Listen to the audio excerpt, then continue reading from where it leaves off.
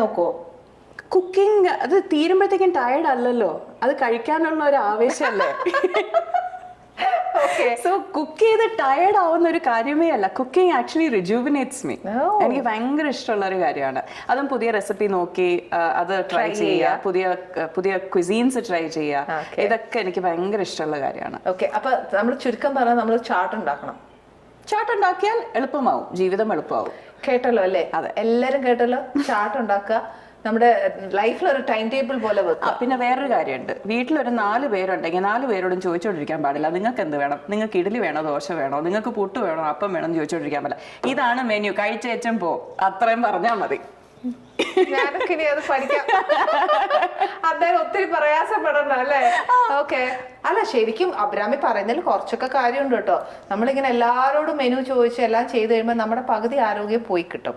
പിന്നെ എന്നാന്ന് വെച്ചാൽ നമ്മൾ സത്യം പറഞ്ഞ സ്ത്രീകൾ, ഞാൻ